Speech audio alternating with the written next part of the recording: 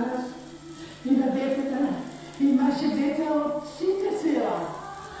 От Сетина, от Крушодари, от Попадия, от Овчарани, дори от Айтош.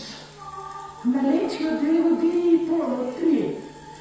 Ке така едното за фустанцето, ке те носи до тамо, ке окрениш, ке отдалечиш до тамо. Ке опучиш това, ке се вратиш, ке вземеш другото. Ке отдалечиш пунек, оти ке остане. Не беше само аз. Имаше много майки. И от Сетина имаше, и от Попадия. Детето боледва за майките. И майките боледваят.